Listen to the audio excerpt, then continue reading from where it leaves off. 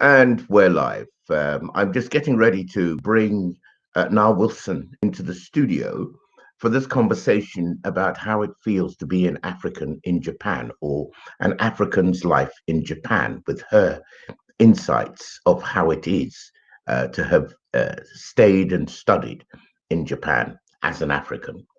But really, to get some kind of a background, Japan is the third richest nation in the world and enjoys a high standard of living. It seems brilliant at most things that it does. With 474,000 infections, Japan has only suffered 9,162 coronavirus deaths, a spectacular achievement given that the population is elderly skewed. Japan has the highest proportion of elderly citizens of any country in the world. The median age of Japan is 48.4 years. That of the UK is only 40.3 years. According to 2014 estimates, 33%, that's a third of the Japanese population, is above the age of 60. 25.9% are aged 65 or above, and a whopping 12.5% are aged 75 or above. So, given all of that, they have handled COVID brilliantly.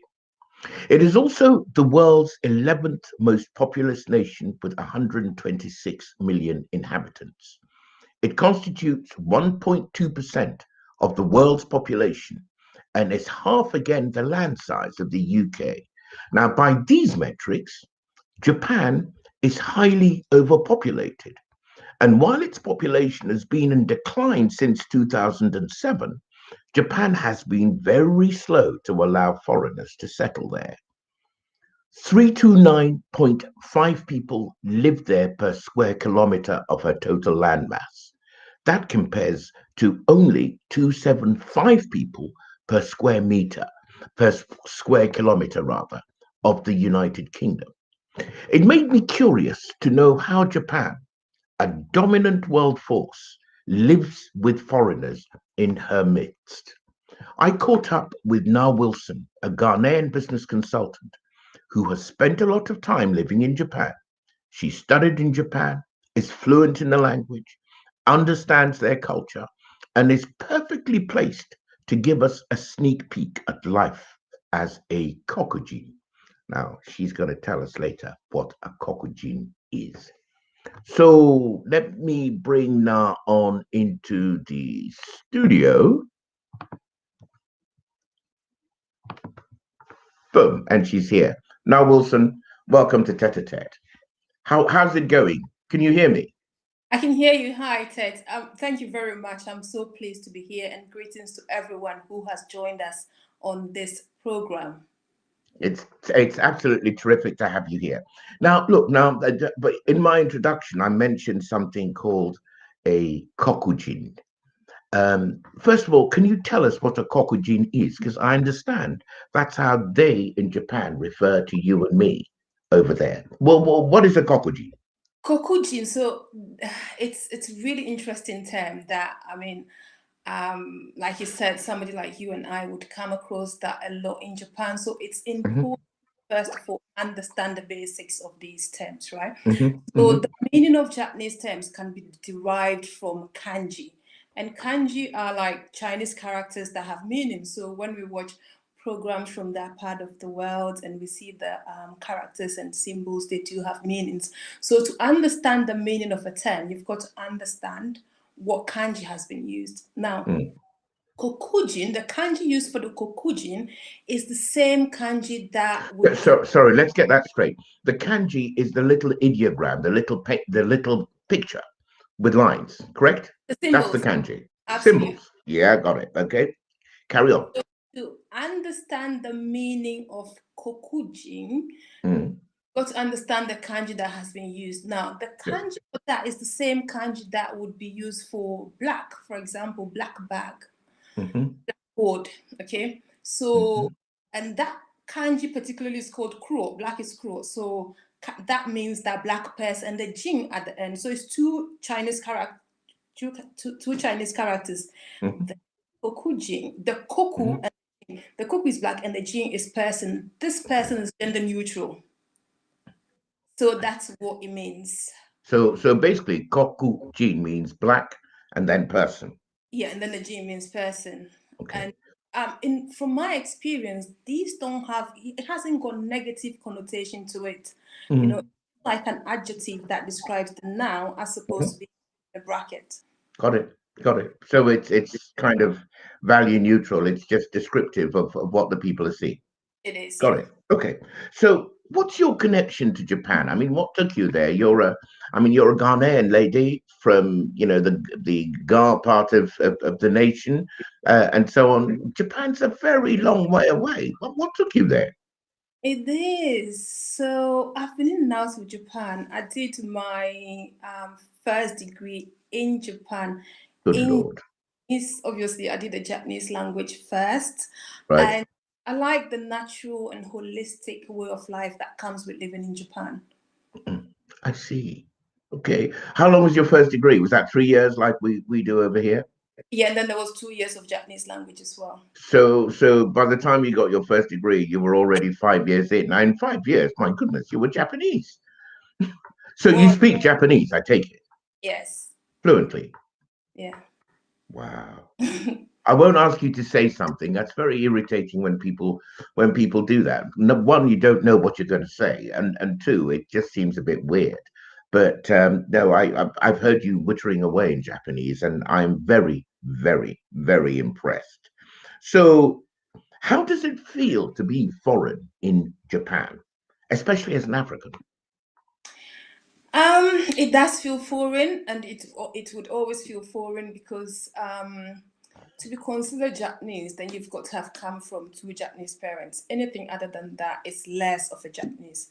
Having said that, Mm. the Japanese are used to foreigners because there are lots of like military bases in Japan. So unless you tell the Japanese otherwise, their default assumption is that it's either your military personnel stationed in Japan or an English teacher. So Say, in your case, you could be an American army absolutely, personnel. They got absolutely. their aircraft carriers and so on and so forth. I remember going to a base at a place called Yokosuka You when could, I visited Japan, and we went aboard an American aircraft carrier. That was yeah. quite There's a exciting. whole new world in there. Yes. Right, right. So, otherwise, did you experience the Japanese folk as friendly and welcoming to somebody who was obviously very, very different to them? Um, I would say that all the generations are very friendly, chatty, curious, always sending invites to nomikai. And nomikai simply means like the nomi means drink and the kai means like gathering of Group. house. So the equivalent here is like pub crawl. No So you kidding. get absolutely so you Yeah. get lots of invites for these sort of things, and the only difference is that you're offering to fill other people's glasses and vice versa. So it's really nice. But the younger generation prefer to stay on the phone, as you can imagine. I mean, Yep. they connect on the phone. So it's not because they are not friendly, but it's just different generation and the attitude towards people in general. So Got it. Got it. What do they know about Africans, though? um, So I would say that Africa is very broad. I prefer to narrow it down to Ghana because Japan has got beautiful links and connections with Ghana. So, for example, Ted, did you know that there's a famous chocolate brand in Japan called Ghana? No idea. Well, Yeah, and based on the fact that we got, obviously, we were the world's greatest producers of cocoa, which is the main input yes, into yes. chocolate. And I like the fact that they also like to reference the source of their raw materials or commodities, which is really Right. nice. Yeah. So mentioning Ghana is a nice icebreaker because then they go like, oh, Ghana cacao, like Ghana chocolate, cocoa. Right. So it's Right. a way to start communication. So for me, I think that I prefer to just say Ghana as opposed to Africa because then that comes in with that stereotypic kind of questions. And also those into history, like the older generations who really know history, there was a famous Japanese bacteriologist. He Hmm. did Noguchi, who Hmm. passed away in Accra, in Ghana. Right. The Noguchi Institute. Absolutely, and they put his pic. They've got his portrait on the Japanese yen, the 1,000 Japanese yen. No kidding, right? Yeah, so it's a nice icebreaker, and you get to learn a lot. So yeah, by all means, Ghana as opposed to Africa, if you want to steer the conversation away from what they see on the TV. Got it. So, did they? I mean, are you saying then that if you were, say, Nigerian or Kenyan or South African or Sudanese or whatever, that the Japanese would feel less of a connection with you? Would they make that differentiation? Is that what you're saying? I haven't tried that before, but Ghana, is like the gateway of Africa. So there's so much Right, positive and nice things that comes out of Ghana. But I know right. when you say Africa, then Mm, on the safari, right. the interesting programs that they show on TV, the rare ones that like the Tarzan kind of. What they do that? They still show Tarzan movies and stuff over there, do they? There's a lot of that, yeah. Because I mean that's what sells. You've got to understand, you know, Oh, yeah, it's how business, how they commercial. journalism. So they just go with what sells, and there's a lot of that programs that sells in Japan. So yeah. It's okay. Yeah, I mean, leads me naturally into the question: what stereotypes do they have of Africa? Because, and I say this really, I want you to be critically comparative because, like in Europe, the stereotypes aren't very flattering about Africa. Most Europeans are probably polite, but you and I both know the kind of ideas that people hold in their heads about what Africa looks like and how African people are, despite 500 years of connectedness. The Japanese have far less connection with Africans. What kind of stereotypes would they hold about Africa? Yeah, so that is linked into the program. I always call it the program that sells, that sort of rare, um, barbaric, wild TV programs. Sometimes there's documentaries about cultures in Africa that even somebody like us would never come across, even if we lived in Africa for. Well, yeah, I mean, I've learned all kinds of things that happen in Africa by reference to Yeah, so-called anthropological programs here in Europe. I never come across. absolutely. Yeah, Mm, exactly. mm. So that's the sort of programs that sell. And so remember that what you see on TV is how you Reference people. Yeah. comes of the country, of the area, and so like it's just based on that sort of mad straw houses, safari animals, and this kind of thing. So there was a lot of questions, like once you use Africa, then there's a lot of questions, oh, did you have mobile phones? What do we have mobile phones in Africa?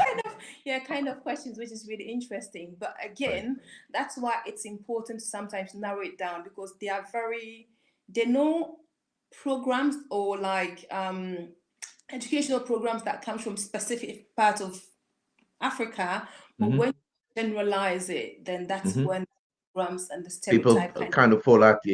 They're all at sea with of that, and then they start referencing these kind of natural history and other programs which paint Africa in a particular. I'm with you. Yeah. Now, um, I got to ask you this: what about interracial relationships with Africans? I mean, when you were in Japan, you were there a long time. If there were any, you would see them. Were they common? Did they exist? Or because the Japanese are, kind of like to stay very much to themselves, even though they're legendarily polite and courteous in their culture. Yeah, interracial relationships do stand out, as you can imagine. Mm, According to some of my friends that are married to Japanese, uh, hmm.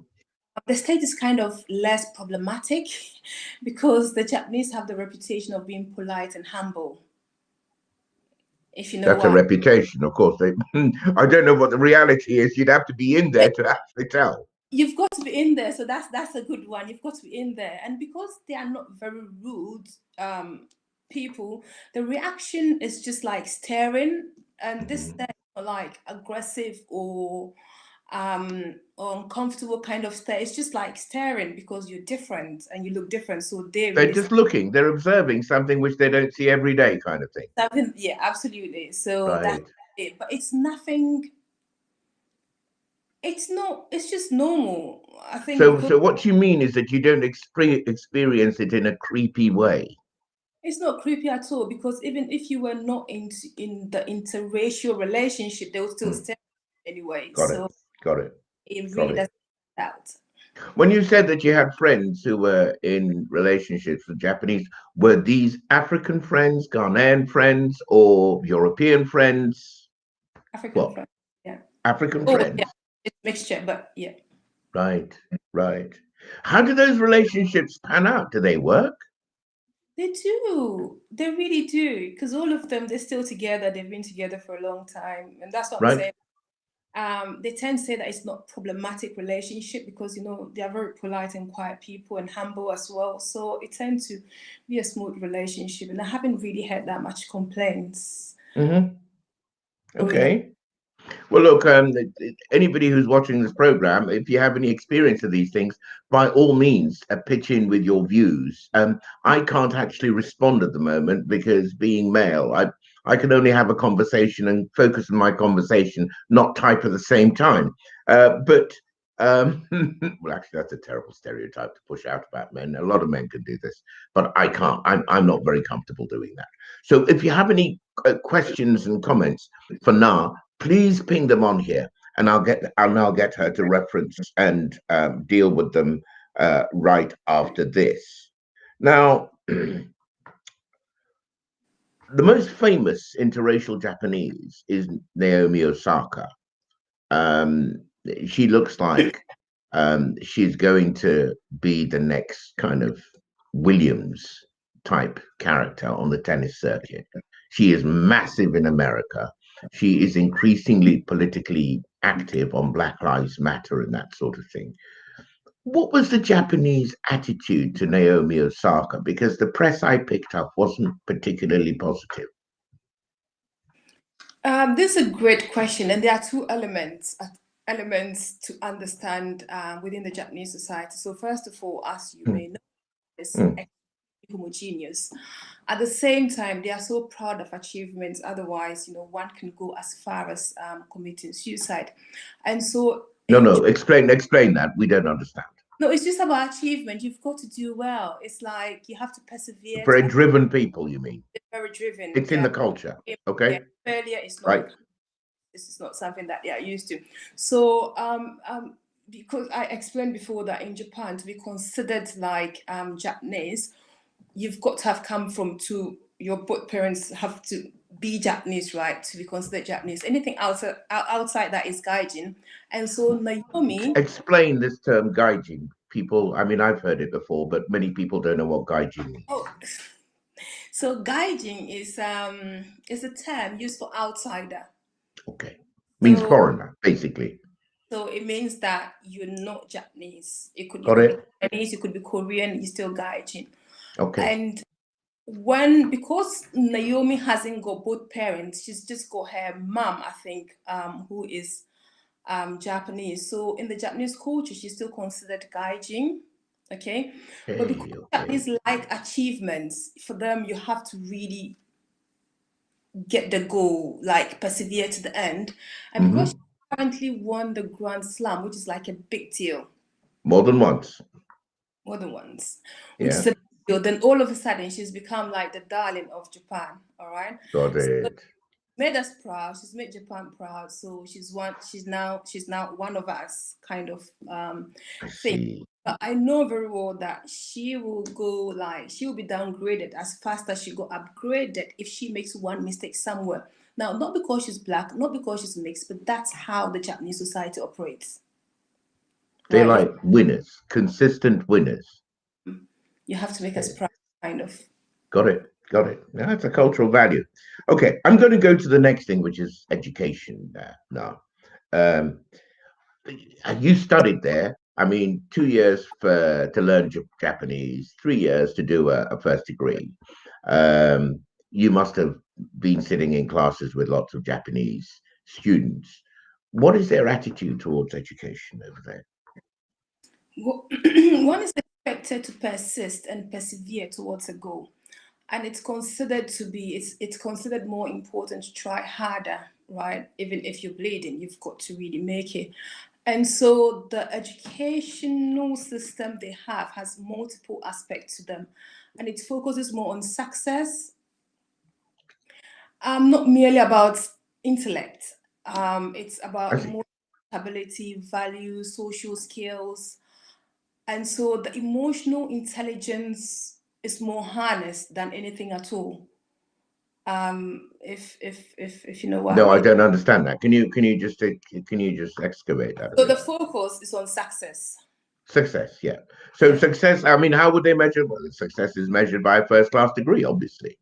Absolutely. So that's the intellect aspect of it. However, Right, the emotional stability, there's the values, all right, and then there's the right. social skills. So it's all combined. That's the So, definition. so meaning that there is no point you having a first class, say, degree from an elite university like Tokyo University and come out as a complete Bulgarian. You've got to have the social skills that go with it, the social graces. You've got to be a rounded human being. Is that what Totally you're right. saying? Yeah. Okay, okay. So they're driven educationally. Um, what did you learn anything from observing how the Japanese go at study while you were there? Yeah, there's a lot of extracurricular activities. Like attendance has got to be like 90%, first of all. There's a lot of focus on that.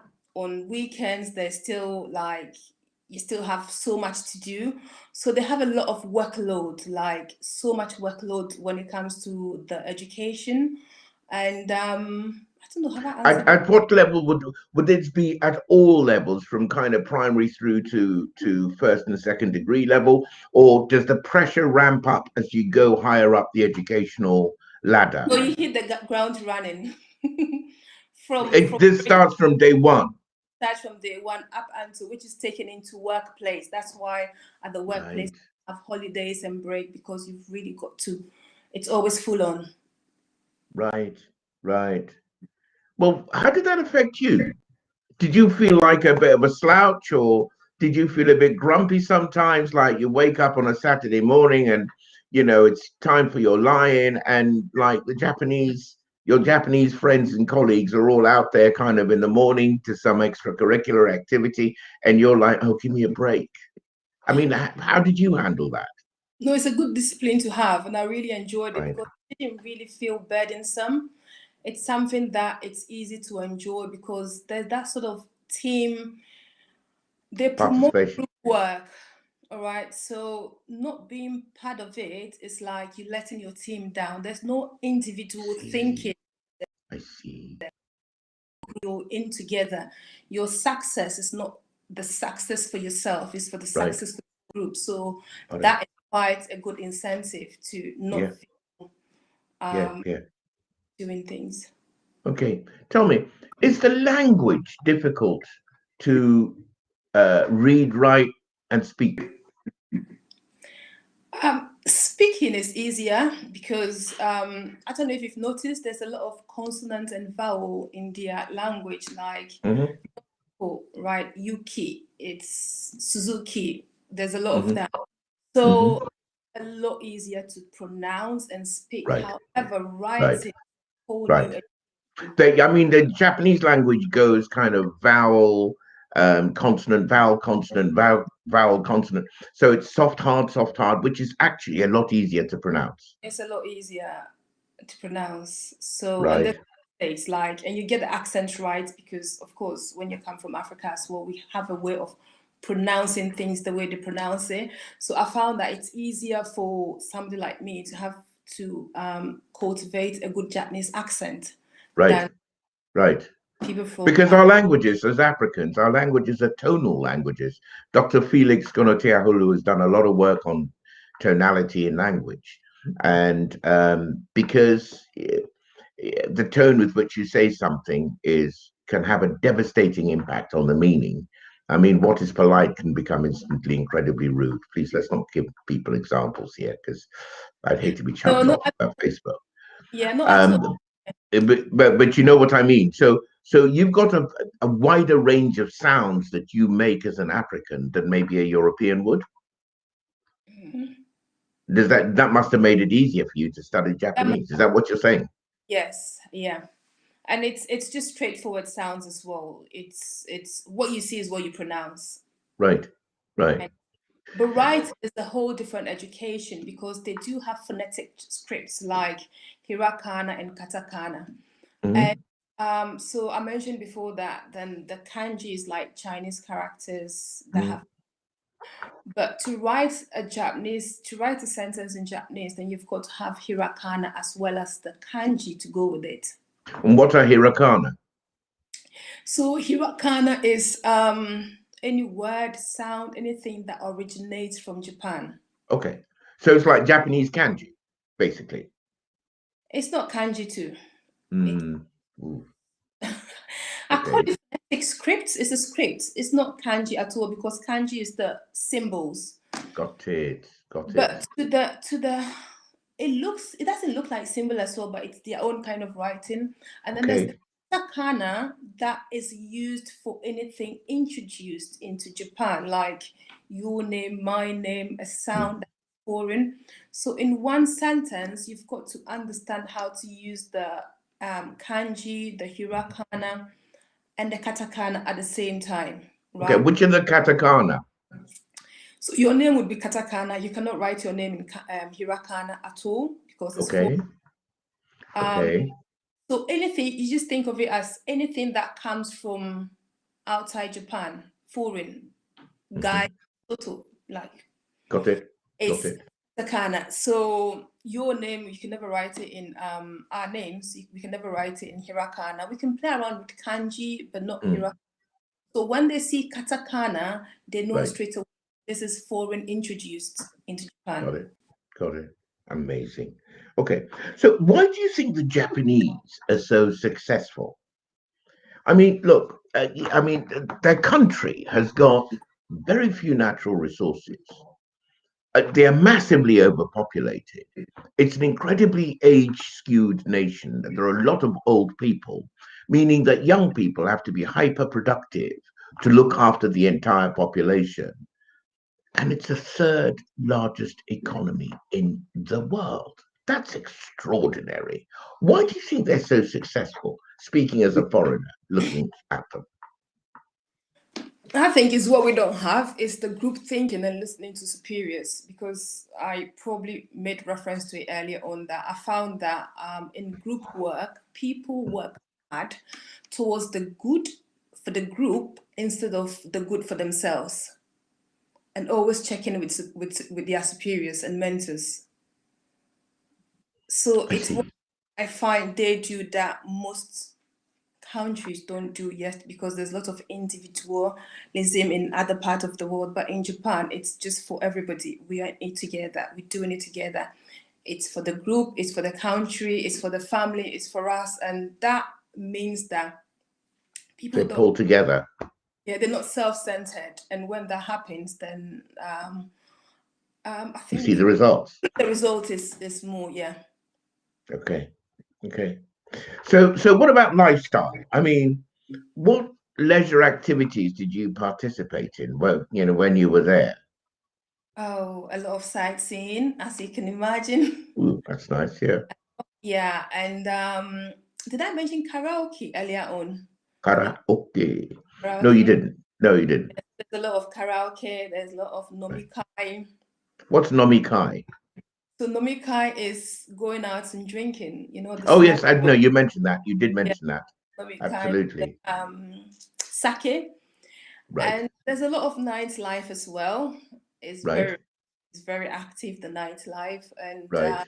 education, obviously, like education is full time, but when you Right. have time, then there's a lot to see in Japan. Right. Which was your favorite part of the country? Which was name me three beautiful sights that you saw there that you would recommend to anybody who's going to Japan not to miss? I went to a place called Nico. Nico, Nico. yeah, Nico is they've got some monkeys there. They've got eel. It's very is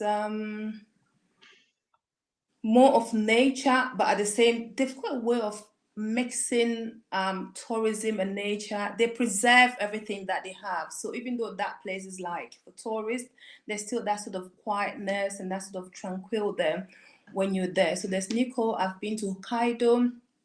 Hokkaido, Hokkaido. yeah, it reminds me a lot of Europe because of the mountain. You have Hmm. nice beer. All the beer over there, they are like locally brewed and Tell me, how do you pronounce Asahi beer? That's not the right pronunciation, is it? Because that is delicious stuff. it's biru, Asahi biru. Oh, it is Asahi. It's Biru. Asahi, yeah. Biru. Yeah, Okay. So that sounds like a Japanese pronouncing beer when they say biru. yeah. Asahi biru, see. Yes. Okay, okay. Right, so there's Nico, then there is Hokkaido, Hokkaido, and your third choice? Tokyo, because I live in Tokyo. Tokyo is beautiful. Um, Right, right, yeah, there's some parts of Tokyo that's also really nice. So, yeah. right. Okay. Are there kind of dirty, seedy parts of Tokyo? Kind of places that you would avoid, say, going to, not feel so secure late at night, that sort of thing? Not even once since I've been there. It's a place that Wow. I walk at night. Um, You feel secure? it is secure. One time I left my purse in the bus and I called the bus depot and my purse was there. Right, Um, so really, I haven't really seen a place that I think, all right, don't go to this sort of areas. No, right, not that right. close. Right. How much travel abroad? I mean, we see more and more and more Japanese. I mean, I have lots of Japanese friends here in London, Mm. but increasingly now, well, till the pandemic happened, there were more and more and more Chinese folk coming over. But do the Japanese travel? Did your friends from Japan travel abroad very much A while lot. you were there? Yes, A they lot, do. Probably because they are very quiet, so you won't notice, or right? sometimes them with the Chinese and the Koreans. But I find that Japanese are well traveled. Very well traveled, yeah, yeah. Uh, Well, they can afford it, can't they? I mean, they're yeah. not poor, are they? Oh yeah, no, they're not poor. They can afford it, so they're well traveled. But they don't make noise. They don't really. They just like to be quiet and more Get of on their with it. areas. So yeah. Right, right. My God, you don't work for the Japanese tourist board or anything because I you're wish. painting such a glowing picture of Japan I that wish. I want to go back. Please do. Okay, so tell me, the other thing that always freaks me out, and I've had a couple of experiences in London with my Japanese friends, where their home technology is beyond belief. I remember the first time I went to Japan, um, I walked up into it was just a little corner shop, really. And as I kind of put my hand forward I thought it'd be a swing door, the door slid open. This was back in the 70s. Oh wow. And in kind of back then, the only places you would get automatic electronic sliding doors were maybe at an airport, a big municipal building, kind of a national, even the national chain stores and so on. In Britain at that time didn't have sliding doors. And you had this tiny little kind of corner shop in Tokyo, um, um, sliding doors and beautifully air conditioned and so on and so forth. So their home tech is amazing. The other thing that really kind of blows my mind is the Japanese loos. I mean, I swear it looks like the flight deck of the Starship Enterprise because there are so many buttons and so on and LCDs. I won't. Let's not go into what each one of those buttons does, but it's an example that look what is basically a lucid. It looks like the Millennium Falcon's flight deck. It, yeah. So why all this tech at home? What's the thing? What's the deal with all the tech? I find it remarkable how they're able to mix traditional stuff, modern, and the right. Right? So I always tell people that Japan is very futuristic. When I come back from every time I come back from Japan to this part of Hmm. the world, I feel like things are a bit behind. It's difficult to get No used to. kidding. because everything is so futuristic. I remember In when Japan, you mean? Japan, it's Right, compared to here, it's just right, something you can't describe until you're there. right. So I remember one time I was in Korea and somehow I felt a bit lost. I felt like I was still in Japan because everything looks the same. And I went Hmm. to and You went this what?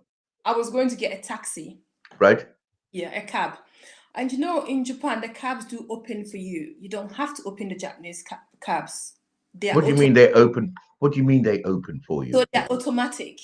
As soon as you You mean stand, the driver hits a button and the back door opens? it opens, and then you sit down, and then you don't have Hmm. to close the door. You don't have to shut it. You just sit down, and then the door closes by itself. So I was in Korea, and then the taxi stopped, and I was just standing there like that. And he was like, "Can you open and come in?" And I opened. And then after I was in the cab, I just sat there and I wasn't closing the door, and he was like, expecting me to come out What's the and. matter with you? Yeah, yeah, yeah. Oh, I'm coming from Japan, and in Japan, you don't touch these things. You They're don't just, touch these things; they're all automatic. I yeah, had a friend. I had a friend whose mum came over, a Japanese lady, a very dear Japanese friend of mine, whose mum came over, and she was always on her iPad. She was always on her tablet, and like every now and again, you'd notice that she was a bit frustrated. So I asked, my friend, "What's is there a problem with the internet?" and so on. And she told me, my friend in London told me that in Japan the internet is instant. You it's don't hang around to stream stuff. You log on to the site and bang. The download speeds are just fantastic. Was it, that your experience? yep. It's just everything is just like that. Technology is so advanced. Now I'll tell you one thing too. In the hospital, so one time I went to the hospital, and they've got these machines upstairs that transports your information, like your records, your files. So they just Hmm. sit there and then press on something, and then the files get transported up into the ward of the hospital instead of the nurse bringing it physically to the doctor. Right, Yeah, right, so like they just play with the technology, but I like how they actually mix it harmoniously. So it's not like they've forgotten about history or their traditions or how right, it were. right. They've managed to mix the past and the future together, and you've got the choice to be choosing. So when you mentioned the toilets, for example, if you go into Mm, this loo, mm, option to choose between the traditional toilets mm-hmm. and the modern one. So you went Right, into the modern one, but perhaps if you had seen the other side of the loo, there's right. also a traditional one, which is the one that the whole. We're all used to. Yeah. So yeah, it's just remarkable. Fantastic. So, give me two things which are unique to Japanese lifestyle you've never seen anywhere else in the world. Sorry, this is a bit of a reach, but You, yeah. I mean, tell me two things that you found absolutely unique in Japan that you wouldn't find anywhere else. okay, so you've got to embrace yourself for this. Go on. So the first one is it's considered rude Hmm. or low class eating whilst walking. No How? kidding. Well, so you wouldn't eat a burger on down the street, Yeah, so you won't eat and drink and walk. You won't eat or drink and walk on the street. No, it's a bit low class kind of behavior. right? At the same time, sleeping Vulgar. whilst eating is encouraged. Sorry. Slapping, you know the sound that. Yeah, yeah, yeah, yeah, yeah, yeah. So slapping whilst eating is encouraged. That's amazing. But it's like compliment to the chef, right? It's Got really it. They're really enjoying it. What's the absolutely. expression they have? They say oshi, oshi, Oishi, oishi, oishi, yo. oishi. That's the one. That's the word. God, this is absolutely, you really need to travel and see. I will and Okay, see. finally, now, I mean, And let me check. one more thing, since you have so many Japanese friends, Sure. it's not polite to accept compliments in Japan. So What do you how you mean? outstanding shirts and the bow ties and everything. Right, So right. this tells you that, oh, I really like your shirt. You have to say no, thank you. You have to. You cannot accept it because it's not humble to say, oh, See, thank so you. you got to be quite self-effacing all Oh, the time. yeah, you've got to just say no, thank you. Good grief. So you don't say thank you in Japan. So it's something that I thought I'd definitely mention it here. That's amazing. Look, we're running out of time now, and this has been a really interesting little canter through a culture which most of us know very little about. Um, what would you say you most admire about the Japanese, and what would you say you find the most challenging about the Japanese? So one good and one difficult. So the what I admire is what I mentioned earlier on about how they're able to mix the traditional stuff, Hmm. tra- um, their history and everything with the future, because it's something that in Ghana we don't have, if you know what I mean. Once we Hmm. start moving to the new trend, we tend to forget the Our good. origins and our culture and our roots and all of that. So I really admire how they've kept their tradition and yet embraced modern and the future at the same time. And Right. they've used it really well and it works really well for them. So that's one thing that I really admire. Hmm. I found challenging was that I had to go to special shops to get my stuff in Japan. Like I'm way too big. Are you serious? Yes. Right. So You everything they do there is kind of petite. Yes, yeah. So it's a bit it was quite a challenge because I'm quite tall. So everything is like it's got to be special kind of thing. Whereas Right, right. in Europe, in Africa, in other part of the world, it's just not. I just go to normal shops to get my Yeah. stuff. So Right, right. Isn't that fascinating? Although one thing I must say I did notice recently, just before the lockdown, I think it was the summer before, a year before, that would have been 2019 or so. Yeah, that would have been 2019. I remember seeing a group of young Japanese kids, and I could tell it was Japanese, not Korean or anything else, because I actually heard the language that they were talking. And there were a fair few 6 footers there, and to the point that I noticed. really, Oh no, yeah, for that's sure. really right. That's These were young kids. They seemed 15, 16, 17, and so on. And it looked like they had the same kind of growth spurt thing going on. And I particularly noticed it because, I mean, they would be much, much bigger than their parents. So much. in that way as well. Perhaps in the Well, next probably 10 based years you go there, they'll have shoes that fit you and dresses that fit you without looking like pelmets. on something to look forward to. Absolutely. Okay. So, well, now, look, thank you so much for joining us. And it's always kind of interesting to see how other people live. Um, and I think there are a lot of insights for people who come from Africa to pick up from Japan, because the Japanese have been very authentic, very, very, very true to themselves, and really successful as well. So there we are. Okay, Oh, absolutely. Mom, is there a question you would have liked me to ask you that I didn't ask you now? No. Oh, good. Well, in that case, I made you You talk for had me. really well. You've had, I mean, There it. we are. Okay, look, it's been an absolute pleasure to have you with us. And you must come again another time. And we'll talk about another country.